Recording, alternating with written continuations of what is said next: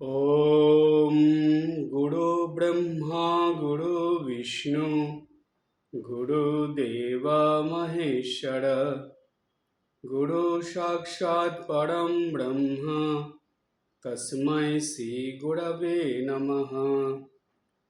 ॐ जननीं शारदां देवीं रामकृष्णं जगद्गुरुं पादपद्मे तयो श्रित्वा प्रणमामि मुहुर्मुहुः।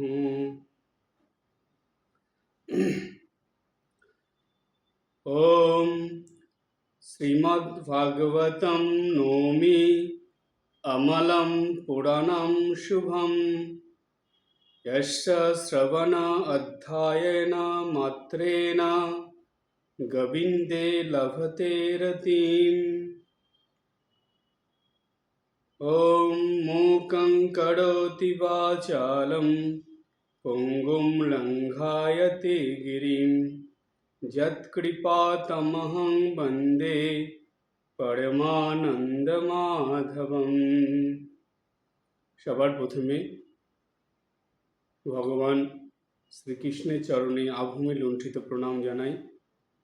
ভগবান শ্রীরামকৃষ্ণ, জগৎজননী শ্রীমা সারদা দেবী, স্বামী বিবেকানন্দের চরণে ভুল লুণ্ঠিত প্রণাম জানাই। গুরুদেবের চরণে ভুল লুণ্ঠিত প্রণাম জানাই এবং এখানে উপস্থিত সকল ভক্তদেরকে আমার ভক্তিপূর্ণ নমস্কার। আজ যে বিশেষ দিন, অক্ষয় তৃতীয়ার যে দিন, এই বিশেষ দিনে বা এই শুভ দিনে বলা হয় যে সকল রকম শুভ কাজই যেন অক্ষয় হয়ে থাকে। অক্ষয় হয়ে থাকে মানে সেটা এমন একটা পুণ্য অর্জন হয় যেই পুণ্যটা জন্ম জন্মান্তর ধরে মানুষের সঙ্গে থাকে। এটা খুব ভালো করে আমাদের বুঝে নিতে হবে। অনেকের মনে একটা প্রশ্ন আসে, আচ্ছা, অক্ষয় তৃতীয়ার দিন যা করব তাই অক্ষয় হয়ে থাকবে, এটা ব্যাপারটা কি? তাহলে আমরা যেটাই করছি সকাল থেকে রাত পর্যন্ত সব কিছু কি অক্ষয় হয়ে যাচ্ছে?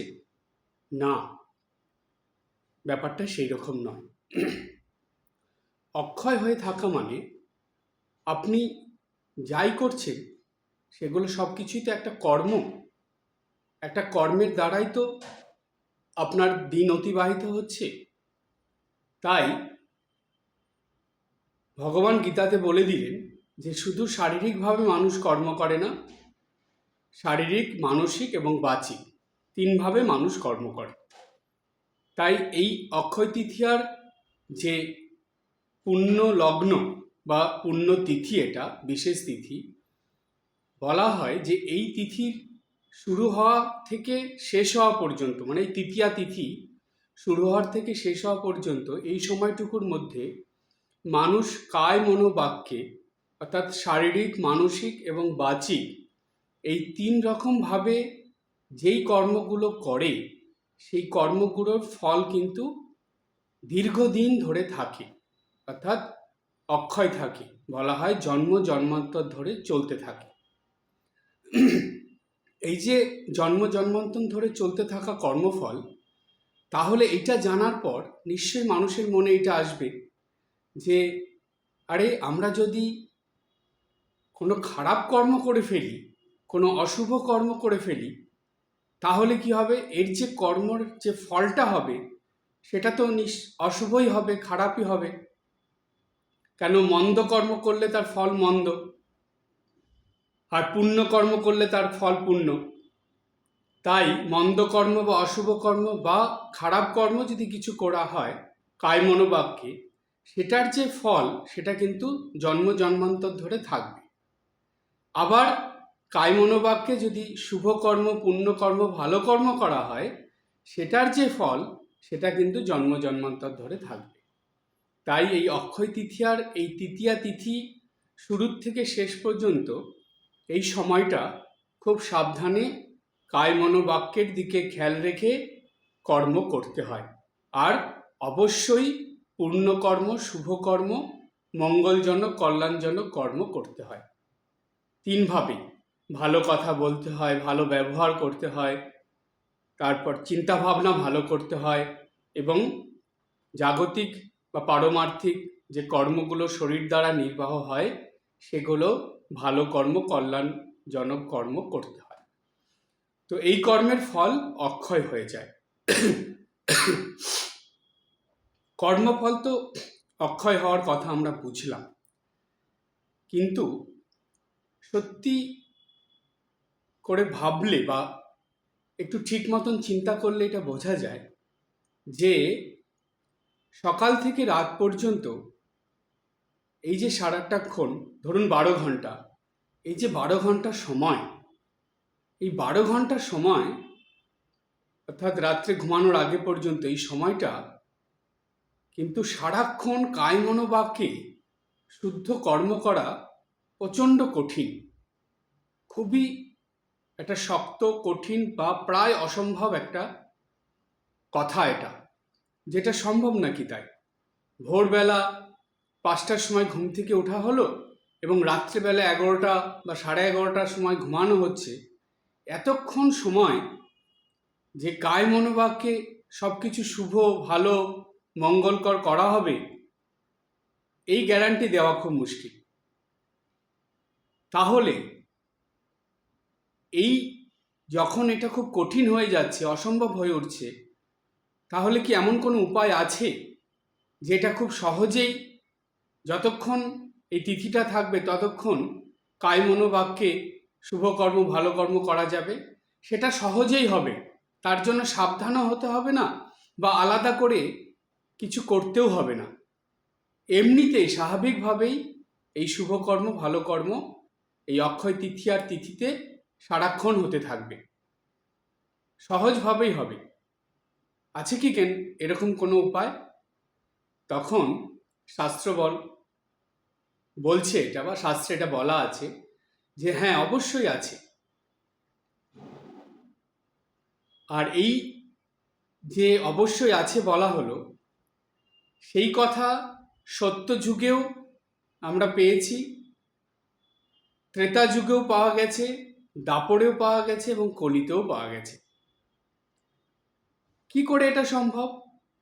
তখন শাস্ত্র বলছে যে প্রথমে আপনাকে বা যে কোনো মানুষকে যদি সহজেই সর্বদা কায় মনোবাক্যে শুভকর্ম, ভালো কর্ম করতে হয়, তাহলে তাকে ঈশ্বরের বা ভগবানের ঠিক ঠিক ভক্ত হতে হবে আগে।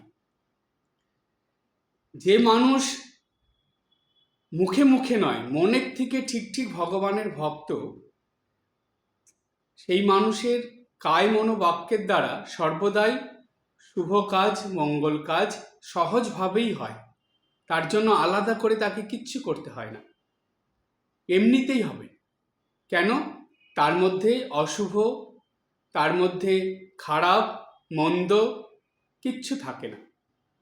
কেন? ভগবানের শরণাগত হয়ে চলতে চলতে তার মনের থেকে যত খারাপ, যত পাপ, যত অশুভ সব দূরীভূত হয়ে যায়, সব চলে যায়। সে তখন শুদ্ধ পবিত্র হয়ে কায় মনোবাক্যের দ্বারা শুদ্ধ পবিত্রভাবে জীবনযাপন করে। আর যে শুদ্ধ পবিত্র, তার সব কিছুই শুদ্ধ পবিত্র হয়। এবার প্রশ্ন হলো, এইরকম একনিষ্ঠ ভক্ত বা প্রকৃত ভক্ত বা ঠিক ঠিক ভক্ত বা পরম ভক্ত কি করে হওয়া যায়? তার কোনো উপায় আছে কি? তখন বলা হলো যে হ্যাঁ, অবশ্যই আছে। আর এই উপায় আমরা সহজভাবে আজকে আলোচনার মধ্যে থেকে জেনে নেব। এই যে প্রসঙ্গটা এখন আলোচনার মধ্যে যাব, সেই প্রসঙ্গটা হলো এই অক্ষয় তৃতীয়ায় প্রকৃত ভক্ত হয়ে ওঠার সংকল্প নিতে হবে প্রত্যেকটা ভক্ত মানুষকে। এই সংকল্প নেওয়ার অভ্যাস বা সংকল্প নেওয়ার মনোভাব যদি আমাদের তৈরি হয়, তাহলে কি হয়, যে কোনো কঠিন কাজই আমাদের কাছে সহজ হয়ে যায়। দেখবেন, আমি একটা কথা আপনাকে বলি বা আপনাদের বলছি, খুব ভালো করে বুঝবেন। ধরুন আপনার শরীর খারাপ, সকাল থেকে শরীরটা ভালো নেই, আপনি বাড়িতেই আছেন, হয়তো শুয়েই আছেন বেশিক্ষণ সময়, কারোর সঙ্গে বেশি কথাও বলছেন না, চুপচাপ নিজের মতন আছেন, যেহেতু শরীর ভালো নেই। ঠিক দুপুরের দিকে হয়তো একটা খবর আসলো যে আপনাদের বা আপনার খুব জানা পরিচিত কেউ, তিনি হসপিটালে ভর্তি আছেন, কিছু একটা হয়েছে যার জন্য তাকে হাসপাতালে ভর্তি করতে হয়েছে। এই খবরটা শোনার পর আপনি কিন্তু নিজের শরীরের কথা ভুলে গেলেন। আপনি ভাবলেন, আরে ওর ওরকম হয়েছে, আমাকে এখনই যেতে হবে, আমি গিয়ে তাকে একবার দেখে আসি অন্তত। এবার আপনি যাওয়ার জন্য ধরুন তৈরি হচ্ছেন বা যাবেন বলে ভাবছেন, ঠিক এমন সময় আপনার বাড়ির লোকজন জানতে পেরে আপনাকে না করছে, কিন্তু আপনি কারো কথা শুনছেন না। আপনি বলছেন, না আমাকে যেতেই হবে, আরে আমার শরীর কিছু হয়নি, ও একটুখানি খারাপ ছিল, এখন ঠিক হয়ে গেছে, আমাকে যেতেই হবে, আমাকে গিয়ে দেখে আসতেই হবে। কি হলো ব্যাপারটা? ব্যাপারটা হলো, আপনি কিন্তু মনে মনে একটা সংকল্প নিয়ে নিয়েছেন যে না, আমি যাবই, ওর এরকম হয়েছে, আমাকে যেতেই হবে। তখন আপনি তাড়াতাড়ি উঠে আপনার নিজের শরীরের কথা ভুলে আপনি যত তাড়াতাড়ি সম্ভব সেই হাসপাতালে পৌঁছে গেলেন এবং তার পাশে গিয়ে দাঁড়ালেন, তাকে দেখলেন, তার সঙ্গে কথা বলে ফিরে আসলেন। দেখলেন স্বাভাবিকভাবেই আপনার শরীরও সুস্থ হয়ে গেছে এবং আপনার মনের যেই উদ্দেশ্য নিয়ে আপনি বাড়ির থেকে বেরিয়েছিলেন সেইটা পূরণ করে আপনি বাড়িতে ফিরলেন। ব্যাপারটা কি হলো? ঠিক এই মনোভাবটাই আমাদের দৈনন্দিন সাধন ভজনের মধ্যে, দৈনন্দিন আধ্যাত্মিক কর্মের মধ্যে বা দৈনন্দিন গুরুবাক্য পালনের মধ্যে আনতে হবে। এটাই হলো সংকল্প। জাগতিক কাজকর্মের জন্য, জাগতিক বিষয় আশয় ধন সম্পত্তির জন্য মানুষ প্রচুর সংকল্প গ্রহণ করতে থাকে। না, এটা করতেই হবে, এটা না করলে হবে না। বেশিরভাগটাই দেখবেন জাগতিক ক্ষেত্রে সীমাবদ্ধ থাকে, কিন্তু পারমার্থিক ক্ষেত্রে সেটা কোথায় হয়? এই পারমার্থিক ক্ষেত্রে আমরা গুরুত্ব কম দেই বলে, সংকল্প গ্রহণ করি না বলে ভক্তদের ঠিক ভক্ত হয়ে ওঠা আর হয় না, তারা মুখে মুখেই ভক্ত থেকে যায়।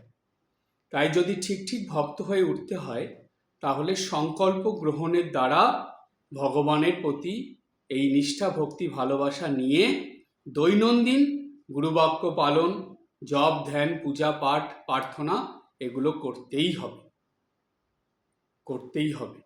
নিজের শরীরের দিকে অত খেয়াল না করে মনটা, আমাদের মনেতেই তো সব, মনটাকে একটু ঘুরিয়ে ভগবানের দিকে করতে হবে। এবার আমরা যদি চিন্তা করি যে প্রকৃত ভক্ত যে হয়ে উঠব, সেইটা কিভাবে হব, তার উপায়গুলো কি কি, অর্থাৎ একজন প্রকৃত ভক্তের মধ্যে কি কি গুণ থাকবে, এটা খুবই কমন বা খুবই গুরুত্বপূর্ণ এবং খুবই প্রয়োজনীয় একটা কথা, যে প্রকৃত ভক্তের মধ্যে কি কি গুণ থাকে, অর্থাৎ একজন প্রকৃত ভক্ত কেমন হবে, কিভাবে তাকে দৈনন্দিন জীবনযাপন করতে হবে। এটা আমরা সেই সত্যযুগের সময় থেকে জানব। সত্যযুগে মুনি ঋষিরা তারা এই প্রকৃত ভক্তের কথা বলেছেন। প্রকৃত ভক্তের কথা বলতে গিয়ে ভক্তের মনোভাবের উপরে মুনি ঋষিরা জোর দিয়েছেন। কেমন মনোভাব নিয়ে, কেমন মনের চিন্তা ভাবনা নিয়ে একজন প্রকৃত ভক্ত দিন যাপন করবে, সেটা তারা বলেছেন। এই প্রকৃত ভক্তের কথা আমরা ঈশ উপনিষদে পাই। ঈশা উপনিষদের একদম প্রথম যে মন্ত্রটা, 1 নম্বর মন্ত্র, সেইখানে বলা আছে। সেখানে কি বলছেন, সেই সত্যযুগে ঋষি বলে গেছেন। খুব ভালো করে এটা শুনবেন এবং বুঝবেন। ঈশা উপনিষদে বলা আছে, ঈশাবস্যম ইদম সর্বম যৎকিঞ্চ জগতাম জগৎ তেন ত্যক্তেন ভুঞ্জিতা মা গৃদ্ধঃ কস্য সিদ্ধ ধনম।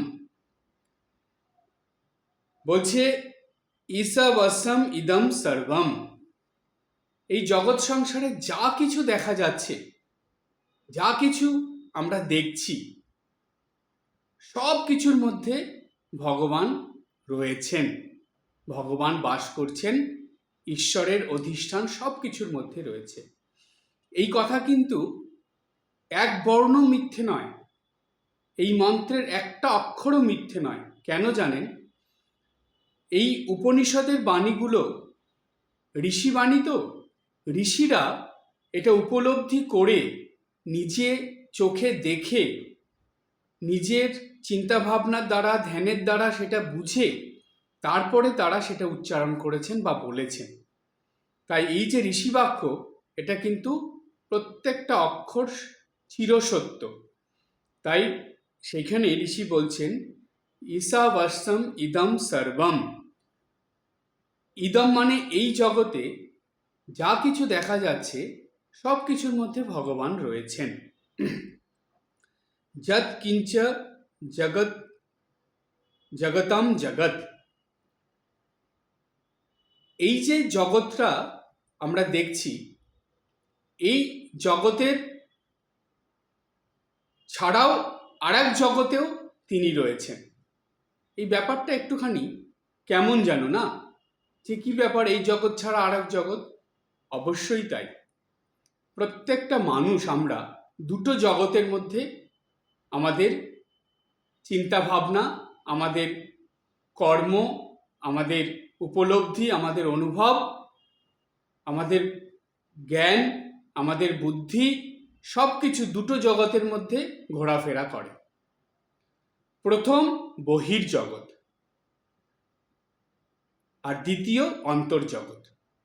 কিন্তু আশ্চর্যের বিষয় হলো, অধিকাংশ মানুষেরই ছোটোর থেকে এই বহির্জগতের সঙ্গে সম্পর্কটা এতই ঘনিষ্ঠ হয়ে যায়, তারা একটা জগৎ নিয়েই জীবনের শেষ দিন পর্যন্ত কাটিয়ে দেয়। আর একটা যে জগৎ আছে সেটা তারা জানে না, বা সেই জগতে তারা যায় না। কেন যায় না? কারণ তারা বলে, কই সেই জগৎ তো দেখা যায় না, আমরা তো বহির্জগৎ দেখতে পাচ্ছি, কিন্তু আর একটা জগৎ যে আছে সেটা তো শুনেছি, কিন্তু সেই জগৎ তো দেখতে পাচ্ছি না, তার কোনো প্রকাশ নেই, সেটা তার কোনো বাইরে যে দেখবো সেরকম কিছু নেই দেখার। তো আমরা কিভাবে বুঝবো যে আর একটা জগৎ আছে? তখন উপনিষদ বলে দিচ্ছে যে ওই জগৎটা বাইরে খুঁজলে তুমি পাবে না, ওই জগৎটা তোমার ভেতরেই আছে। তাই তো তার নাম অন্তর্জগৎ। তুমি বাইরে যা দেখছো সব তোমার ভেতরে আছে, আর ভেতর থেকেই সেটা তুমি বাইরে দেখতে পাচ্ছ। উপনিষদ এত সুন্দর কথা বলছেন, দেখুন মন আনন্দে ভরে যায়। যে উপনিষদ হলো মানে মুক্তির বাণী, সেই সঙ্গে আনন্দের বাণী। উপনিষদ বলছে যে তুমি বহির্জগতে পঞ্চেন্দ্রিয়ের সাহায্যে বহির্জগতে সব দেখে দেখে তুমি বহির্জগৎ নিয়েই আনন্দে মেতে আছো, কিন্তু তোমার ভিতরেও যে আরেকটা জগৎ আছে, সেখানেও যে আনন্দ ভর্তি আছে, এবং সেখানকার আনন্দের যে আভা, যে প্রভা, সেটাই যে বাইরে ছড়িয়ে পড়ছে, এবং তার দ্বারাই তুমি বাইরের থেকে আনন্দ অনুভব করতে পারছো, সেইটা তুমি বুঝতে পারছো না।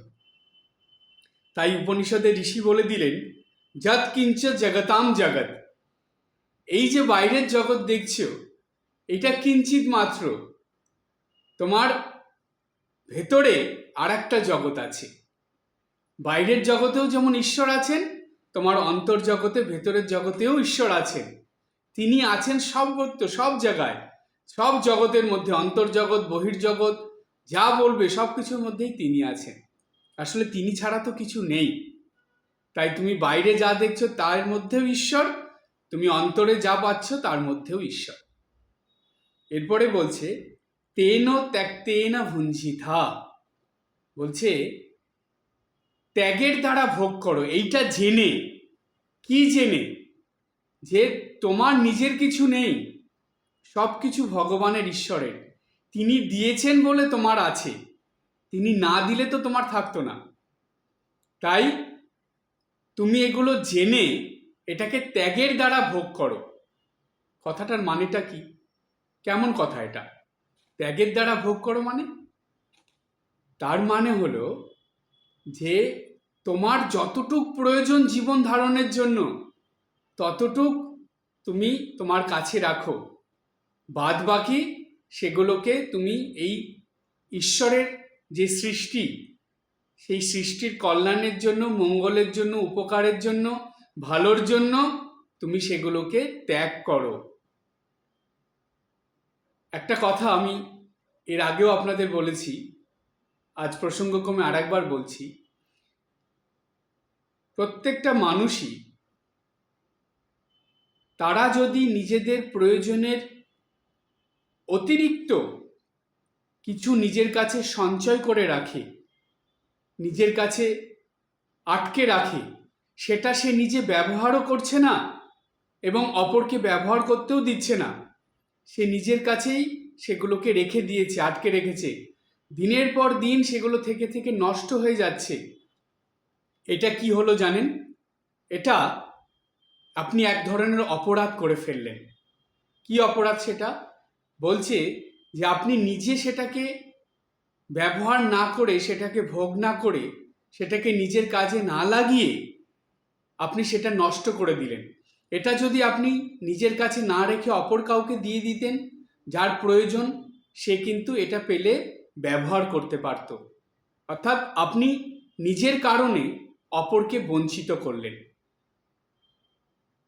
তো সুতরাং শাস্ত্রে বলছে যে প্রয়োজনের অতিরিক্ত জিনিস নিজের কাছে আটকে রাখা, দিনের পর দিন ফেলে রেখে নষ্ট করা, তারপরে সেগুলোকে বাইরে ফেলে দেওয়া, হয়তো ডাস্টবিনে কিংবা জলে বা ড্রেনে কোথাও ফেলে দেওয়া, আবর্জনার মধ্যে দিয়ে দেওয়া, সেটা এক ধরনের অপরাধ হয়ে গেল।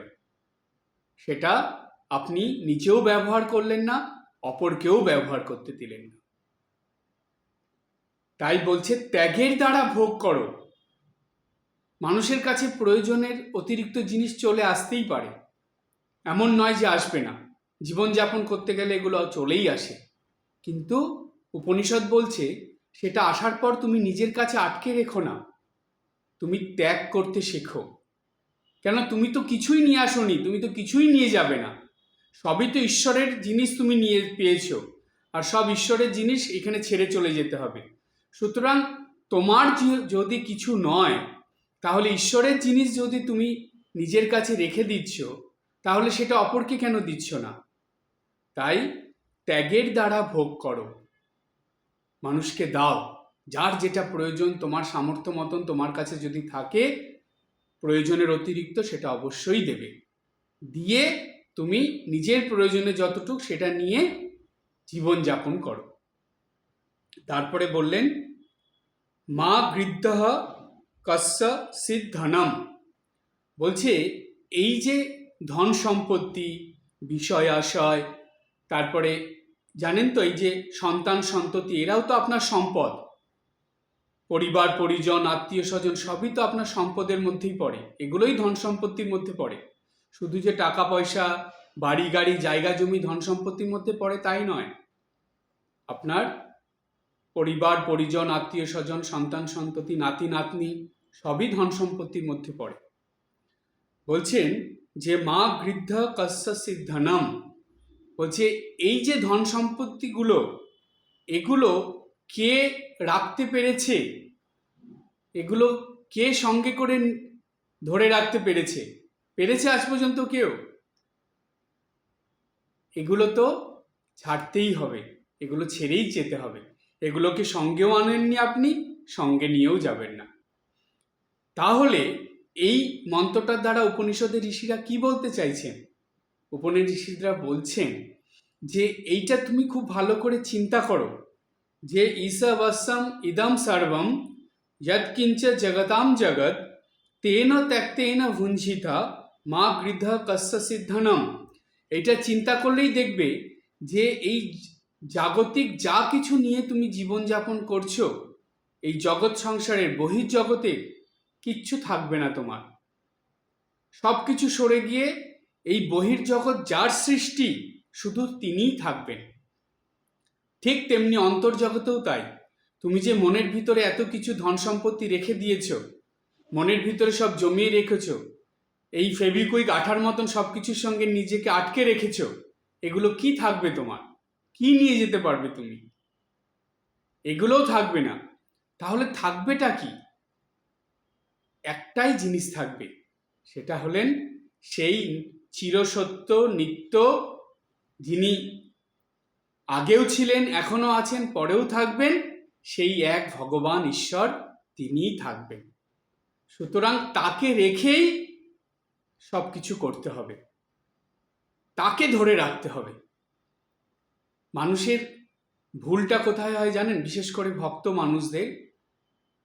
মানুষদের ভুলটা এখানেই হয় যে তাকে মূল কেন্দ্র করে, তাকে শক্তভাবে ধরে, অর্থাৎ ঈশ্বরকে, ভগবানকে মধ্যেখানে রেখে, তাকে ধরে রেখে সব কিছু করা, এটাই ভক্ত মানুষদের পরম কর্তব্য।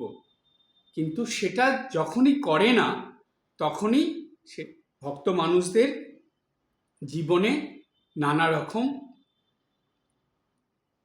দুঃখ, কষ্ট, যন্ত্রণা, আঘাত এগুলো দেখা দেয় অনবরত।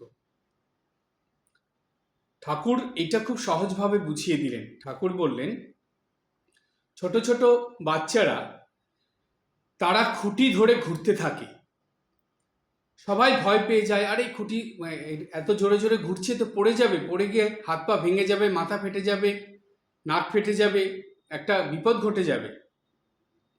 কিন্তু দেখা যাচ্ছে যে বাচ্চাদের সেইটা নিয়ে চিন্তা নেই, তারা দিব্যি হাসতে হাসতে ঘুরছে। এবং একজন মানুষ সেটা প্রতিদিন দেখতেন, তিনি বলছেন যে না না, ওদের কোনো ভয় নেই, ওরা ঠিক ঘুরতে পারবে, ওরা পড়ে যাবে না। বলছে কেন? কারণ ওরা যে একটা খুঁটিকে শক্ত করে ধরে আছে, সেই খুঁটিকে ধরে ঘুরছে, এই জন্য ওরা পড়ে যাবে না, এই জন্য ওদের কোনো ভয় নেই, ওরা হাসি মুখে ওই খুঁটি ধরে ঘুরছে।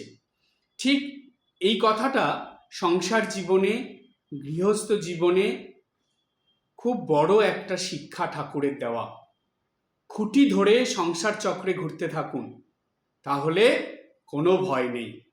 কেন? আপনি কেউ ঈশ্বরকে ধরে আছেন, ঈশ্বররূপ ভগবানরূপ খুঁটিকে শক্তভাবে ধরে আছেন। তাই যতই যা হোক আপনি ঘুরতে থাকুন, কখনো আস্তে কখনো জোরে, কিন্তু আপনি পড়ে যাবেন না। আপনি ঠিক সেই খুঁটিকে ধরে শেষ পর্যন্ত চলে যেতে পারবেন। এমনকি ওই যে বাচ্চাগুলো হাসতে হাসতে ঘুরছে, আপনি হাসতে হাসতে এই সংসার চক্রে ঘুরতে ঘুরতে ঈশ্বরের কাছে পৌঁছে যাবেন, তবেই তো ঠিক ঠিক ভক্ত হয়ে উঠতে পারবেন। তাই আমরা প্রথমে সত্যযুগে ঋষিদের কাছ থেকে যেই কথা পেয়েছি, ঈশা উপনিষদের প্রথম মন্ত্রটায়, তার মধ্যে প্রকৃত ভক্তের আমরা লক্ষণ পেলাম। যে প্রকৃত ভক্তের মধ্যে কি থাকতে হবে? প্রকৃত ভক্তের মধ্যে ভগবানকে ধরে রেখে জীবনযাপন করার অভ্যাস থাকতে হবে। সে সব কিছুর মধ্যেই ভগবান আছেন, এটা এই চিন্তাই ভাবনা তার মধ্যে থাকবে। এবং শুধু বহির্জগৎ নিয়ে সে থাকবে না, সে অন্তর্জগতের মধ্যেও প্রবেশ করবে, অন্তর্জগৎ নিয়ে থাকবে। তারপরে সে ত্যাগের দ্বারা ভোগ করবে, প্রয়োজনের অতিরিক্ত অপরের যাদের প্রয়োজন, যাদের দরকার, তাদেরকে দিয়ে দেবে। অর্থাৎ সেবা কাজ, যেটা বর্তমান সময়ে শিবজ্ঞানে জীবসেবা, স্বামী বিবেকানন্দ যে প্রচার করে দিয়ে গেছেন, যেটা শুরু হয়েছে, সেই সেবা কাজের মধ্যে তার এই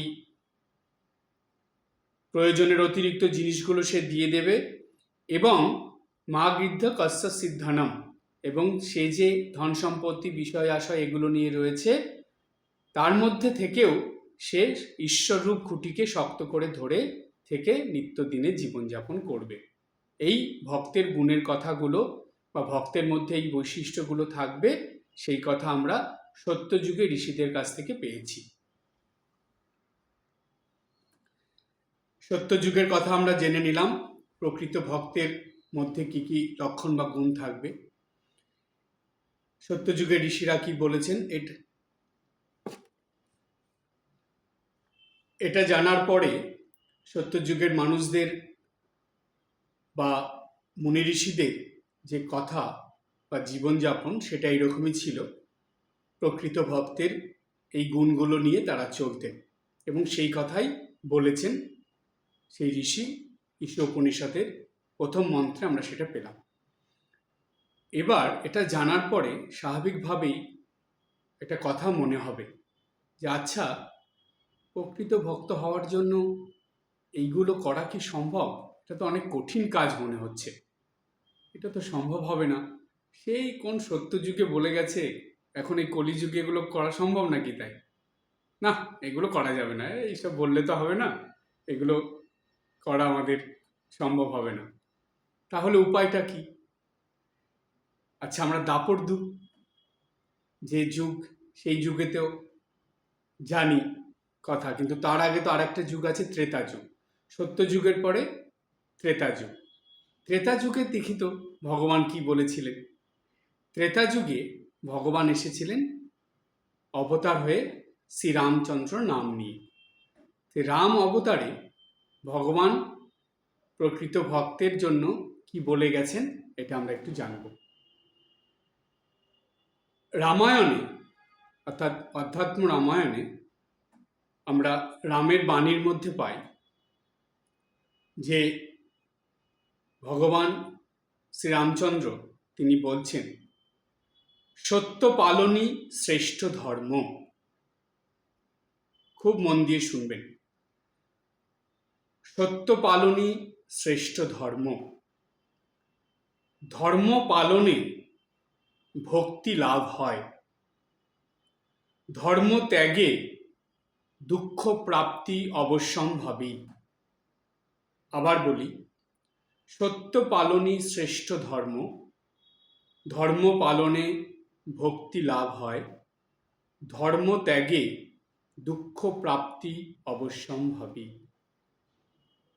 স্বয়ং ভগবান তিনি বললেন, এই কথার মধ্যেই প্রকৃত ভক্তের গুণের কথা, বৈশিষ্ট্যের কথা, প্রকৃত ভক্তের মনোভাব কেমন হবে, প্রকৃত ভক্ত দৈনন্দিন জীবন কিভাবে যাপন করবে, সব কিছু এর মধ্যেই আছে। কেমন সেটা?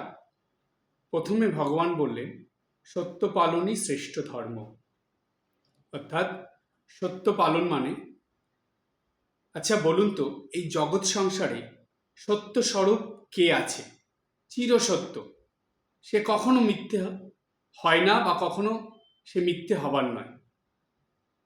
এই সত্য স্বরূপ হলেন স্বয়ং ভগবান, ঈশ্বর।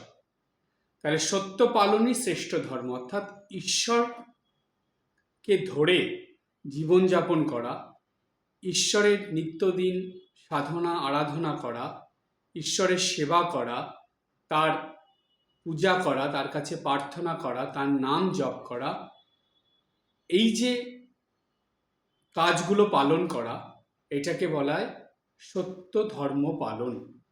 অর্থাৎ সেই ভগবানের জন্য আপনি নিত্যদিন যেগুলো করছেন, এটাই হলো শ্রেষ্ঠ ধর্ম। তাহলে সাংসারিক কাজগুলো কি করবেন না? অবশ্যই করতে হবে। সেটা কেমন জানেন? ওই ত্রেতা যুগ থেকে একটা শব্দ আজও পর্যন্ত মানুষ প্রায়ই শুনতে পায়। সেই শব্দটা কি জানেন? ধর্ম কর্ম। অর্থাৎ ধর্মের সঙ্গে কর্ম। কর্ম কিন্তু আলাদাভাবে করার কথা বলা নেই, বলা আছে ধর্ম কর্ম। অর্থাৎ ধর্মকে সঙ্গে নিয়ে বা ধর্ম সঙ্গে যুক্ত থেকে কর্ম করার কথা। আর ধর্মের সঙ্গে যুক্ত থাকা মানেই ঈশ্বরের সঙ্গে যুক্ত থাকা। তাই সত্য পালনই শ্রেষ্ঠ ধর্ম। তারপরে বলছেন, ধর্ম পালনে ভক্তি লাভ হয়। ভক্তি লাভ হয় মানে ধর্ম যত নিত্যদিন আপনি এগুলো পালন করবেন, তত ভক্তি লাভ হবে। ভক্তি জিনিসটা কি? ভক্তি হলো ভগবানের সঙ্গে মনকে আটকে রাখার পদ্ধতি। এটাই হলো ভক্তি, যে মন কখনো ভগবানকে ছাড়া থাকবে না। নিত্যদিন আপনারা যা করছেন, সকাল থেকে এই যে ভোরবেলা ওঠা, প্রার্থনা করা, জপ করা, পূজা করা, তারপরে শাস্ত্র পাঠ করা, আবার বিকেলবেলা ঠাকুরঘর খুলে দেওয়া, বিকেলবেলা বসে একটু জপ করা, সন্ধ্যা বন্দনা করা, সন্ধ্যার সময় জপ করা, রাত্রেবেলা ঠাকুরঘর বন্ধ করে দেওয়া, তখন রাত্রেবেলা ঠাকুর প্রণাম করে শুতে যাওয়া, মাঝে মাঝে এই যে আশ্রমে যান, সাধুসঙ্গ হচ্ছে, ভক্ত সঙ্গ হচ্ছে, ভজন কীর্তন হচ্ছে, যা যা করছেন আপনি, এগুলো কিসের জন্য? কি কারণ কি এর? কেন করতে হচ্ছে এগুলো? কারণ এটাই যে মনের ভিতরে এমন কিছু লাভ করা যার দ্বারা মনটা ভগবানের দিকে থাকবে, ভগবানের সঙ্গে আটকে থাকবে। এই যে একটা কিছু বা কিছু একটা মনের ভিতরে লাভ করার জন্য যেটা সারাদিন করা, সেটাকেই বলা হচ্ছে ভক্তি। এই ভক্তি লাভের জন্যই সারাদিন এত কিছু করা। অর্থাৎ এটা যাতে ভগবানের সঙ্গে, এই যে আপনি বলবেন আচ্ছা মহারাজ, তাহলে আমরা যদি এটা না করি তাহলে কি ভক্তি কমে যাবে? যদি ঠিক ঠিক ভক্তি মানে ভক্ত আপনি হন, যদি ঠিক ঠিক ভক্তি আপনার মনে থাকে, তাহলে আপনি এটা না করে থাকতে পারবেন না। এটা হলো খুব মজার একটা ব্যাপার বা খুব গুরুত্বপূর্ণ একটা বিষয়, যে ঠিক ঠিক ভক্ত হলে তার ভিতরে ভক্তির উদয় যদি হয়ে যায় একবার, সে এগুলো না করে থাকতে পারে না। আমি এমনও দেখেছি, সে কোথাও একজন ভক্ত, সে কোথাও গেছে বিকেলবেলা, তার সন্ধ্যের আগে ফিরে আসার কথা, কিন্তু সে সন্ধ্যেবেলায় ফিরতে পারছে না, রাস্তার জ্যাম ফেসে গেছে বা দেরি হয়ে যাচ্ছে। সে কি করলো, ঠিক সন্ধ্যেবেলায় একটা মন্দিরে চলে গেল। বাড়িতে আসতে পারছে না তো, সে তার বাড়িতে আসার যে দেরি হচ্ছে বলে সে সন্ধ্যেবেলায় সে ভাবলো যে ঠিক আছে, সন্ধ্যেবেলায় গিয়ে তো আর ঠাকুর ঘরে বসতে পারছি না, একটা কাজ করি। সে সেখান থেকে একটা মন্দিরে কাছাকাছি লোককে জিজ্ঞেস করে একটা মন্দিরে চলে গেল। গিয়ে সেই মন্দিরে বসে তার সেই যেই মন্দিরের দেবতা বা দেবী, তার দিকে তাকিয়েই তার সন্ধ্যা আহ্নিকের যে কাজগুলো, সন্ধ্যা বন্দনা করা, সেগুলো সেখানে বসে বসে প্রার্থনা করা, জপ করা, সেগুলো করে নিল। সেই মন্দিরে সন্ধ্যা আরতি দেখলো, সেটা করে তারপরে সন্ধ্যার পরে বাড়ি ফিরে গিয়ে ঠাকুর ঘরে গিয়ে তার যা যা কাজ করা সেগুলো করলো। কিন্তু দেখুন, সে এই যে সন্ধেবেলায় রাস্তায় আটকে গেল বা ঠিক সময় বাড়িতে আসতে পারলো না, সে তো সেই মতন সময় কাটিয়ে দিতে পারতো, আচ্ছা ঠিক আছে আজকে হয়নি, ঠিক আছে দরকার নেই, সন্ধ্যা বন্দনা আর করতে হবে না, যাওয়ার হয়েছে। কিন্তু সে এটা পারলো না, তার মন তাকে এটা করতে দিল না, তার মন তাকে একটা মন্দিরে তাকে নিয়ে গেল। অর্থাৎ এই হলো প্রকৃত ভক্ত, যে সে যেই সময়গুলোতে ভগবানের সঙ্গে মনকে যুক্ত রাখার কথা, সেই সময় সেগুলো না করে থাকতে পারবে না। সে যে অবস্থায় থাকুক না কেন, সে যে করেই হোক, একটা কথা আছে না যে ইচ্ছে থাকলেই উপায় হয়, তার মনের ওই প্রবল ইচ্ছা দেখে ভগবান ঠিক একটা উপায় বের করে দেন।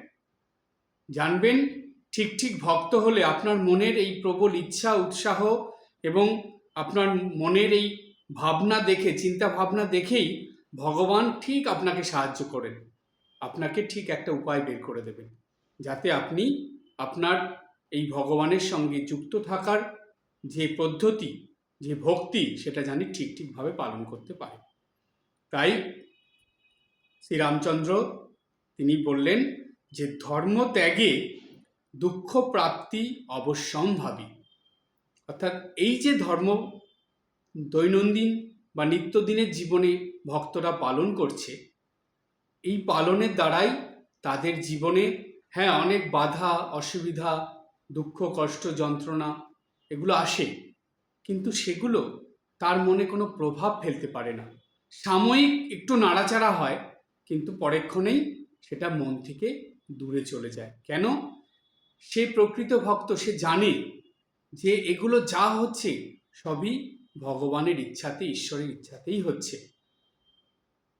সুতরাং সে কি করে, দুঃখ কষ্ট যন্ত্রণা পেলে সোজা সেই ঠাকুর ঘরে গিয়ে বা মন্দিরে গিয়ে দেবদেবীদের কাছে প্রার্থনা করতে থাকে, চোখের জলে তাদের কাছে প্রার্থনা জানায়, তাদের নাম করে এবং ঈশ্বরের নাম নিয়ে সে দৈনন্দিন জীবন যেমন যাপন করছিল সেইভাবেই যাপন করে। কিন্তু যদি সে এটা না করে, ধর্ম ত্যাগ যদি সে করে দেয়, অর্থাৎ সে যদি তার নিত্যদিনের যে কর্তব্য কর্ম অর্থাৎ আধ্যাত্মিক যে কর্মগুলো সেগুলো যদি সে না করে, হয়তো জাগতিক কর্ম সব করছে কিন্তু আধ্যাত্মিক কর্মগুলো সে আর করছে না, যদি না করে তাহলে কি হবে? ভগবান বললেন দুঃখ প্রাপ্তি অবশ্যম্ভাবী, তাকে দুঃখ কষ্ট পেতেই হবে। এমন দুঃখ কষ্ট পাবে যে সে আর পথ খুঁজে পাবে না যে সে কোথায় গিয়ে তার এই দুঃখ কষ্টগুলো থেকে মুক্তি পাবে, সেটার সেই জায়গা সে আর খুঁজে পাবে না। সুতরাং তাকে ঘুরে ফিরে কিন্তু এই ধর্মের পথেই আসতে হবে, ঈশ্বরের কাছেই আসতে হবে এবং ভক্তি নিয়েই ঈশ্বরের সঙ্গে যুক্ত থেকে জীবনযাপন করতে হবে। সুতরাং প্রকৃত ভক্তের কথা আমরা রামায়ণের মধ্যেও ভগবান শ্রীরামচন্দ্রের উক্তির থেকে পেলাম। এটা গেল ত্রেতা যুগের কথা। এরপরে আসে দাপর যুগ। দাপর যুগে আবার ভগবান আসলেন অবতার হয়ে শ্রীকৃষ্ণ নাম নিয়ে। শ্রীকৃষ্ণ অবতারে ভগবান অনেক সহজ করে দিলেন প্রকৃত ভক্তদের কাজ বা প্রকৃত ভক্তদের যে লক্ষণ গুণ সেগুলোর কথা অনেক সহজ করে দিলেন, কিন্তু অনেকটা বাড়িয়েও দিয়ে গেলেন, অনেকটা বেশি করে বলে দিলেন। ত্রেতা যুগে রামচন্দ্র যেটা বলেছিল এটা পালন করে চলা যদি কঠিন মনে হয়, সেটা আরো সহজ করে দিলেন দাপর যুগে ভগবান এসে। ভগবান যুদ্ধক্ষেত্রে দাঁড়িয়ে তার প্রিয় শিষ্য অর্জুনকে যে উপদেশ দিয়েছিলেন সেটা হলো, যেই গ্রন্থের মধ্যে সেই উপদেশগুলো লিপিবদ্ধ আছে সেই গ্রন্থটার নাম শ্রীমদ্ ভাগবত গীতা। এই গীতার মধ্যে 18টা অধ্যায় আছে। তার মধ্যে যে দ্বাদশ অধ্যায়, যেটা 12 নম্বর অধ্যায়, সেই অধ্যায়টার নাম হলো ভক্তি যোগ। শুধু ভক্তি নয়, ভক্তি যোগ। অর্থাৎ ওই দ্বাদশ অধ্যায়ে ভগবান যা বলেছেন ওই কথাগুলো যদি খুব ভালো করে পড়া যায়, সেই সঙ্গে বোঝা যায় এবং নিত্যদিন স্মরণ মনন করা যায়, তাহলে একজন ভক্ত ঠিক বুঝতে পারবে যে কোন কোন গুণ থাকলে সে ভগবানের একনিষ্ঠ ভক্ত বা প্রকৃত ভক্ত বা পরম ভক্ত হয়ে উঠতে পারবে। আর এই দ্বাদশ নম্বর অধ্যায়ে ঠিক 13 নম্বর শ্লোক থেকে 20 নম্বর শ্লোক পর্যন্ত এই শ্লোকগুলোর মধ্যে ভগবান প্রকৃত ভক্তের মধ্যে কি কি গুণ থাকবে সেগুলো পরিষ্কারভাবে বলে দিয়েছে। দ্বাদশ অধ্যায়ে আছেই 20টা শ্লোক, তার মধ্যে 1 থেকে 12 পর্যন্ত ভগবান ভক্তদের কথা বলছেন, কিন্তু ঠিক কি কি গুণ থাকলে সে ভগবানের প্রিয় হয়, অর্থাৎ সেই ভক্ত ভগবানের কাছে খুব প্রিয় হয়ে ওঠে, যেটাকে বলা হচ্ছে পরম ভক্ত হয়ে যায়। পরম ভক্ত কখন হয় জানেন? যখন সেই ভক্ত ভগবানের প্রিয় হয়ে যায়, তখন সে হয়ে যায় পরম ভক্ত। এবার আপনারা বলবেন, মহারাজ একজন ভক্ত ভগবানের প্রিয় হলো কিনা সেটা কি করে বোঝা যাবে? বোঝা যাবে সেই ভক্তের মধ্যে এই গুণগুলো থাকবে। কোন গুণগুলো? যেটা দ্বাদশ অধ্যায়ে 13 নম্বর শ্লোক থেকে 20 নম্বর শ্লোক পর্যন্ত বলা আছে।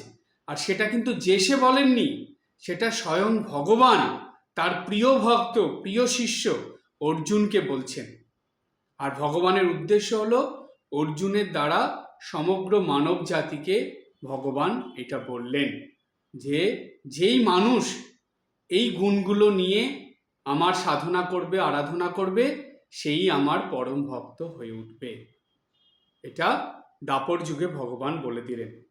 অদেষ্টা সর্বভূতানাম মৈত্র করুণা এবচ নির্মম নিরহংকারঃ সম দুঃখ সুখ সমিহি। তার মানে এই যে কথাগুলো ভগবান বলছেন, পরপর বলে গেলেন, এর মধ্যেই কিন্তু সব ভক্তের গুণগুলো বলে দিচ্ছেন যে এই গুণ থাকলেই সে আমার প্রিয় হবে এবং পরম ভক্ত হবে। এটা গেল দাপর যুগের কথা। এবার আসবো আমরা কলিযুগে। কলিযুগে দুজন অবতার পুরুষের কথা আমরা পাই। প্রথম অবতার পুরুষ শ্রী চৈতন্য মহাপ্রভু। শ্রী চৈতন্যদেব তিনি এসেছিলেন কলি যুগের প্রথম দিকে এবং তারপরে এসেছেন ভগবান শ্রীরামকৃষ্ণদেব। এবার ওই দাপর যুগে ভগবান শ্রীকৃষ্ণ ভক্তদের গুণের কথা যে বলেছেন, সেগুলো পালন করতেও যদি কঠিন মনে হয় ভক্তদের কাছে, সেটা আরও সহজ করে দিলেন শ্রী চৈতন্যদেব। তিনি কি বলে দিলেন? চৈতন্য চৈতামৃতে আমরা পাই, ভক্তদের উদ্দেশ্যে ভগবান অর্থাৎ মহাপ্রভু শ্রী চৈতন্যদেব তিনি বলেছেন, ত্রিনাদপি শুনিচেন তরুরপি সুহিষ্ণিনা অমানেন মানদেন কীর্তনিয়া সদা হরি। এই চারটে লাইনের মধ্যে যদি বড় করে ধরা হয় দুটো লাইন, ভেঙে ভেঙে ধরলে চারটে লাইন। চারটে লাইনের মধ্যে একজন ভক্তের বা একজন প্রকৃত ভক্তের মধ্যে কি কি গুণ থাকবে সেটা পরিষ্কারভাবে চৈতন্যদেব বলে দিলেন, যে যদি ঠিক ঠিক ভক্ত হতে হয় ভগবানের, তাহলে সেই ভক্তকে এই গুণগুলো অর্জন করতে হবে, এই গুণগুলো তার মধ্যে থাকবে। ত্রিনাদ অপি শুনিছেন, তৃণ মানে ঘাস, ঘাসের মতন তাকে হতে হবে। কেমন ঘাস? দেখবেন সকালবেলায় ঘাসের দিকে তাকালে যেন আনন্দে সে দুলছে, কি উৎসাহ, কি উদ্দীপনা, ভোরবেলার থেকে সকাল থেকেই ঘাসের মধ্যে এটা দেখা যায়। অর্থাৎ প্রকৃত ভক্তের মধ্যে নিত্যদিন ভোরবেলা থেকেই এইরকম উৎসাহ উদ্দীপনা নিয়ে ঈশ্বর আরাধনায় লেগে যেতে হবে। তারপরে কত নরম ঘাস,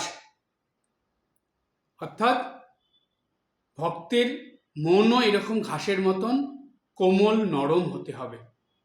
আর কত সহ্য শক্তি, ঘাসের উপর দিয়ে পাড়িয়ে চলে গেলেও সে কিন্তু তার সেই যে কোমলতা, সেই যে সজীবতা, সেটা কিন্তু হারায় না। অর্থাৎ তার কোনো প্রতিক্রিয়া সে দেখায় না। মহাপ্রভু শ্রী চৈতন্যদেব এই কথার দ্বারা বোঝালেন যে একজন ভক্ত, সে তার মধ্যে ঈশ্বর আরাধনার উৎসাহ যেমন নিত্যদিন থাকবে, তেমনি তার ভিতরটা খুব কোমল হবে, নরম হবে, এবং সে অপরকে আঘাত করবে না, অপরকে সে কোনো খারাপ প্রতিক্রিয়া বা তাদের কষ্ট দেওয়া এগুলো কিছু করবে না। ত্রিনাদ অপি শুনিছেন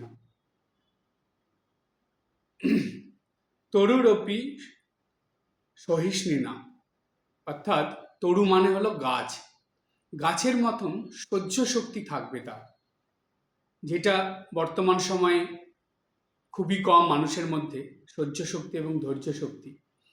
তো প্রকৃত ভক্ত হতে হলে সহ্য শক্তি এবং ধৈর্য শক্তি তার মধ্যে থাকতে হবে। অমানেন মানদেন, যাদের কেউ মান সম্মান জানায় না, যাদের কেউ সম্মানের চোখে দেখে না, বা প্রত্যেকটা মানুষেরই তো একটা সম্মান আছে, তো সেই রকম প্রত্যেকটা মানুষকে সম্মান দিয়ে বা প্রত্যেকটা জিনিসের প্রতি শ্রদ্ধা সম্মান রেখে সেইভাবে জীবনযাপন করা, এটাও প্রকৃত ভক্তের মধ্যে এই গুণ থাকবে। সে সবাইকে তার যোগ্য সম্মান দেবে। ঠিক এই কথাই আমরা শ্রীমা সারদা দেবীর জীবনে বা তার বাণীতে পাই, যে যার যেটা সম্মান তাকে সেটা দিতে হয়। ঠিক একই কথা, অমানেন মানদেন, সবাইকে সম্মান দিতে হবে। জানেন, মনোবিদ্যায় একটা খুব সুন্দর কথা আছে। এই কথাটা প্রতিদিন আপনারা ভাববেন এবং এই কথাটা ভেবে যদি কর্ম করেন, দেখবেন জীবনে অনেক অশান্তি, মনোমালিন্য অনেক কমে যাবে। সেই কথাটা কি জানেন? মনোবিদ্যার কথাটা মনোবিদ্যায় বলছে যে ভালোবাসা এবং সম্মান এই দুটো জোর করে আদায় করা যায় না, আর এই দুটো আগে পাবো এটাও ভাবা ঠিক নয়। তাহলে কি করা হয়? বলছে এটা করতে হলে এই দুটো আগে অপরকে দিতে হবে, অপরকে জানাতে হবে। মজার ব্যাপার হলো, এটা যত অপরকে দেওয়া যাবে তত সেটা আপনার কাছে ফিরে আসবে। ভালোবাসার সম্মান যত অপরকে দেওয়া হয় সেটা সুদ আসল সমেত ফিরে আসে। আর এটা জোর করে হয় না, এটা তার মনের শ্রদ্ধা ভক্তির থেকে এটা হয়। তাই বলা হলো যে সবাইকে তার যোগ্য সম্মান দিতে হবে, সবাইকে শ্রদ্ধা সহ সবার সঙ্গে ব্যবহার করতে হবে। তাই অমানেন মানদেন। তারপরে লাইনে চৈতন্যদেব বললেন কীর্তনীয় সদা হরি, বলছে সবসময় হরির কীর্তন করো। কীর্তন করা মানে কি? যে আমরা দুই হাত তুলে জোরে জোরে চেঁচিয়ে সবসময় তার ভগবানের নাম করব? না, এটা যদি ভাবা হয় এটা ভুল। কীর্তনীয় সদা হরি মানে যে ভগবানের স্মরণ মনন সবসময় নিজের ভিতরে রাখো, নিজের মনের মধ্যে ফল্গু ধারার মতন ঈশ্বরের বা ভগবানের স্মরণ মনন যাতে চলতে থাকে। শ্রীমা সারদা দেবীর জীবনে এটাই দেখা গেছে। এমনকি শুধু শ্রীমা সারদা দেবী নয়, যোগীন মা, গোলাপ মা, গৌরী মা, প্রত্যেকের জীবনে তাদের মূল জিনিসটা কি ছিল জানেন? এই ঈশ্বর চিন্তার একটা ফল্গু ধারা সব সময় তাদের মধ্যে চলত। এটাই হলো কীর্তনীয়া সদাহরি। এই যে গুণের কথাগুলো বলা হলো, অর্থাৎ শ্রী চৈতন্য মহাপ্রভু বলেছেন ভক্তদের জন্য, এই গুণগুলো যদি ভক্তদের মধ্যে থাকে তবেই সে প্রকৃত ভক্ত হয় এবং ভগবানের খুব আপন এবং প্রিয় হয়ে ওঠে। প্রকৃত ভক্তের গুণ আমরা পেলাম। এবার আলোচনা শেষে এসে আমরা পৌঁছেছি লাস্ট আর একজন অবতারের কথা আমরা বলে শেষ করব। তিনি হলেন শ্রীরামকৃষ্ণদেব। চৈতন্য মহাপ্রভুর বা চৈতন্যদেবের বলা প্রকৃত ভক্তের বা একজন ভক্তের যে গুণগুলো, সেগুলোও যদি কঠিন লাগে, আরো সহজ করে বলে দিলেন শ্রীরামকৃষ্ণদেব। তিনি এমন দুটো কথা বলেছেন ভক্তদের, প্রকৃত ভক্তদের কথা বলতে গিয়ে, যে শুনলে সত্যি অবাক হয়ে যেতে হয় যে ঠাকুর কতটা বুঝতেন ভক্তদের ব্যাপার। তিনি তো মানে ভক্তরাজ ছিলেন, মানে ভক্তদের মধ্যে শ্রেষ্ঠ। তো তাই তার ভক্তদের যে স্বভাব, এই কলিযুগে ভক্তদের কেমন স্বভাবের ভক্তরা হয় ঠিক তিনি বুঝতে পেরেছিলেন। তাই বলে দিলেন, যে কথা আমরা সত্য যুগে পাইনি, যে কথা আমরা ত্রেতা যুগে পাইনি, দাপর যুগে পাইনি, সেটা কলিযুগে এসে ভগবান বললেন। কি বললেন? ভগবান বললেন এই যে যত ভক্ত দেখা যায়, এই ভক্তদের তিনটে ভাগ থাকে। ভক্তদের তিন ভাগে ভাগ করে দিলেন বা তিনটে ভাগ বললেন ভক্তদের মধ্যে। কতটা অবজারভেশন দেখুন ঠাকুর শ্রী রামকৃষ্ণদেবের। বললেন তিন ভাগের ভক্ত দেখা যায়। কি তিন ধরনের ভক্ত বা তিন ভাগের ভক্ত? বলছে উত্তম ভক্ত, মধ্যম ভক্ত এবং অধম ভক্ত। এই তিন ধরনের ভক্ত। বলছে সবাই কিন্তু ভক্ত তারা, কিন্তু এই ভক্তের মধ্যে তিনটে ভাগ করে হয়ে গেল। একটা হচ্ছে অধম ভক্ত, একটা মধ্যম, আর হলো উত্তম। এই তিন ধরনের ভক্তের কথা ঠাকুর বললেন। এবার এই ভক্তের আমরা ভাগ পেয়ে গেলাম। এবার ঠাকুর বললেন যে এই 3 ধরনের ভক্তর ভাগটা যে হলো, তা বুঝবো কি করে আমরা? ঠাকুর উদাহরণ দিয়ে বুঝিয়ে দিলেন। বলছে যারা অধম ভক্ত হয় তারা ভাবে যে হ্যাঁ, ঈশ্বর আছেন একজন, তিনি এই সৃষ্টি করেছেন ও তার তার দ্বারাতেই এই সৃষ্টি চলছে, এবং তাকে পূজা করা যায়, তাকে মানে তার পূজা হয়। তো বিভিন্ন মন্দিরে তিনি থাকেন, আর ঈশ্বরের আরাধনা পূজা করলে অনেক পুণ্যফল পাওয়া যায়। এই রকম হলো অধম ভক্তদের মনোভাব। যারা মধ্যম ভক্ত তাদের মনোভাব কেমন? তাদের মনোভাব হলো যে না, ঈশ্বর আছেন এবং তিনি আমাদের সঙ্গে থাকেন, আমাদের কথা শোনেন, প্রার্থনা করলে তিনি পূরণ করেন, এবং তার নাম করলে, তার আরাধনা করলে, সাধনা করলে এই মানব জীবন ধন্য হয়ে যায় এবং দীর্ঘ সাধনার ফলে তার দর্শন পাওয়া যায়, তিনি দর্শন দেন। এটা হলো মধ্যম ভক্ত। আর উত্তম ভক্ত সে বলে যে ঈশ্বর সর্বদা আমার সঙ্গেই আছেন, তিনি যেমন বাইরে আছেন তেমনি আমার ভিতরেই আছেন, তিনি তো আমাকে চালনা করছেন, তিনি আছেন বলেই তো এই জীবন চলছে, তিনি তো জীবনের সব কিছুর সঙ্গে ওতপ্রোতভাবে জড়িয়ে আছেন, তিনি না থাকলে কিচ্ছু থাকতো না। তাই তিনি সর্বদা আমার সঙ্গে আছেন এবং আমাকে তিনি চালনা করছেন। তো উত্তম ভক্তের ভাব এটা যে ঈশ্বরের সঙ্গে সে একাত্ম হয়ে থাকে, এটা অনেক উচ্চ স্তরের ভাব। তো ঠাকুর এইরকম ভাবে ভক্তের 3টে ভাগ আমাদের জানিয়ে দিলেন। সত্যি তাই, একটু ভালো করে চিন্তা করে দেখবেন, এই 3 ভাগের মধ্যেই ভক্তরা সব চলে আসে। এরপরে ঠাকুর আরেকটা খুব গুরুত্বপূর্ণ কথা বলেছেন। সেটা কি বলছে? যে সকল ভক্তরা এখানে আসে মানে ভগবানের কাছে আসে, ঈশ্বরের কাছে আসে, বলছে তাদের 2টো ভাগ দেখা যায়। কি ভাগ? বলছে একটা হলো বহিরঙ্গের ভক্ত, আর এক হলো অন্তরঙ্গ ভক্ত। বহিরঙ্গ ভক্ত কারা? যারা আসলো, মন্দিরে একটু বসলো, ভগবানের কাছে বসলো, একটু কথা শুনলো, একটু এদিক ওদিক দেখলো, চলে গেল। হয়তো তারা 6 মাসে 9 মাসে কখনো আসছে, কখনো মনে হলো না যাই একটু ঘুরে আসি, একটু দেখা করে আসি, মন্দিরে থেকে একটু প্রণাম করে আসি, আচ্ছা ওইখানে একজন বেশ নাম করা সাধু এসেছেন, সবাই যাচ্ছে আমি একটু যাই, তার মুখ থেকে 2টো কথা শুনে আসি, এই রকম। তারা হলো বহিরঙ্গের ভক্ত।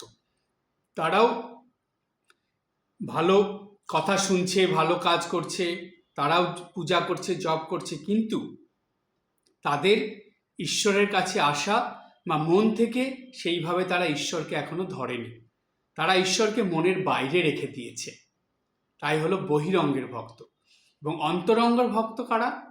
যারা ভগবানকে একদম অন্তরে নিয়ে নিয়েছে, যে তারা ঈশ্বরকে না দেখে থাকতে পারে না, প্রতিদিন ঠাকুর ঘরে না গিয়ে সে থাকতে পারে না, নিত্যদিন মন্দিরে না গিয়ে সেই ভক্ত থাকতে পারে না। হয়তো বাড়িতে ঠাকুর ঘর নেই, কিন্তু প্রতিদিন বাড়ির সামনে কোনো একটা মন্দিরে সে চলে যায়। নিত্যদিন পূজা না করে সে থাকতে পারছে না, ঈশ্বরের নাম না করে থাকতে পারছে না, ঈশ্বরের ধ্যান না করে তার কিছু ভালো লাগছে না, সে ধ্যানের মধ্যে খুব শান্তি পাচ্ছে। ধ্যান মানে ঈশ্বরের রূপের চিন্তা করা, সেইটা করে সে খুব শান্তি পাচ্ছে, আনন্দ পাচ্ছে। এরা হলো অন্তরঙ্গ ভক্ত। তাই ঠাকুর লাস্টে বললেন যারা অন্তরঙ্গ ভক্ত হবে তাদের এই 2টো কথা সর্বদা চিন্তা করতে হবে। খুব মন দিয়ে শুনুন, এবং রামকৃষ্ণ ভক্তমণ্ডলীর সকল ভক্তদের জন্য এটা খুবই গুরুত্বপূর্ণ কথা। স্বয়ং শ্রী রামকৃষ্ণদেব বলে গেছেন, এবং এটা শুধু যে রামকৃষ্ণ ভক্তমণ্ডলীর ভক্তদের জন্য তা নয়, সকল ভক্তদের জন্য খুবই গুরুত্বপূর্ণ কথা।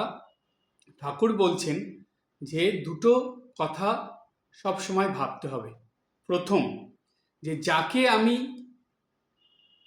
প্রার্থনা করছি, যার কাছে, যার নাম আমি জপ করছি, যাকে আমি মনে স্থান দিয়েছি, যাকে ইষ্ট করে নিয়েছি, তিনি কে? তার আসল স্বরূপটা কি, এটা হলো প্রথম ভাবতে হবে। আর দ্বিতীয় ভাবতে হবে তার সঙ্গে আমার সম্পর্কটা কি, আমার সঙ্গে তার সম্পর্কটা কি। প্রথম ভাবতে হবে তিনি কে, আমি যাকে ইষ্ট করে নিয়েছি, যার আরাধনা করছি, সাধনা করছি, যার বন্দনা করছি, যার কাছে প্রার্থনা করছি, যার নাম করছি, যার পূজা করছি, তিনি কে, এটা পরিষ্কারভাবে বুঝতে হবে।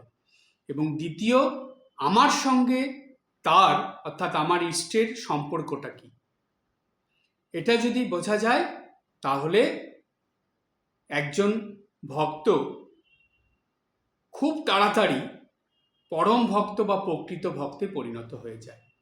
নিত্যদিন এটা ভাবতে হবে, শুধু একবার দুবার না, প্রতিদিন এটাকে স্মরণ মননের মধ্যে রাখতে হবে, ভাবতে হবে। ঠাকুর কিন্তু ভক্তদের সম্বন্ধে এই একটা অমৃতবাণী বা পরম বাণী দিয়ে গেছেন, যেটা প্রত্যেকটা ভক্তকে ভাবতে হয় যে আমি যেই ভগবানের আরাধনা সাধনা করছি, পূজা করছি, জপ করছি, যাকে প্রণাম করছি, প্রার্থনা করছি, তিনি কে এবং তার সঙ্গে আমার সম্পর্কটা কি। এটা একটা খুবই গুরুত্বপূর্ণ প্রয়োজনীয় কথা প্রত্যেকটা ভক্ত মানুষের জন্য। এটা ভেবে নিয়ে নিত্যদিনে সাধনা করলে দেখবেন আপনি আর ভগবানের কাছ থেকে দূরে সরে যাবেন না, আপনি সবসময় ভগবানের সঙ্গেই থাকবেন এবং পরম ভক্ত হয়ে উঠবেন। তাই আজকের এই অক্ষয় তৃতীয়ার দিনে আপনাদের প্রত্যেককে এটা সংকল্প নিতে হবে যে আমরা এই সত্যযুগ থেকে কলিযুগ পর্যন্ত ঋষিবাণী, অবতারদের বাণী শুনে স্মরণ মনন করে একজন প্রকৃত ভক্ত হয়ে উঠবই উঠব। আর তার জন্য নিত্যদিন আমরা চেষ্টা করব, চেষ্টার সঙ্গে অভ্যাস তৈরি করব এবং সেই অভ্যাসের দ্বারা ক্রমাগত সাধন পথে এগিয়ে চলব। আমরা এমন ভক্ততে পরিণত হব যেই ভক্তের কথা ভগবান সবসময় তার স্মরণে রাখবেন, অর্থাৎ ভগবান সেই ভক্তকে প্রিয় করে নেবেন। আর ভগবানের প্রিয় ভক্ত হলেই সেই ভক্ত হয়ে যায় অক্ষয় ভক্ত। অক্ষয় ভক্ত মানে সে যতবার জন্ম নিয়ে আসবে ততবারই সেই ভগবানের সাধনা আরাধনা নিয়েই তার জীবন কাটবে। জীবনের প্রথম থেকেই সে ভগবানের সঙ্গেই নিজেকে যুক্ত রেখে জীবনযাপন করবে। সেই জন্মে থেকেই শুরু করে দিল, পরের জন্মেও তাই, তার পরের জন্মেও তাই। যতবার ভগবান তাকে জন্ম দিয়ে পৃথিবীতে পাঠাবে ততবারই সেই পরম ভক্তের গুণ নিয়েই জন্মগ্রহণ করবে এবং সেই পরম ভক্তের গুণের দ্বারাই জীবনযাপন করবে। তাই সে হয়ে যাবে অক্ষয় ভক্ত। তাই অক্ষয় তৃতীয়াতে সংকল্প গ্রহণ করতে হবে যে আমরা প্রত্যেকেই অক্ষয় ভক্ত হয়ে উঠব। আজকে এই পর্যন্ত, সবাই ভালো থাকবেন, হাসি খুশি আনন্দে থাকবেন। ওম শান্তি শান্তি শান্তি।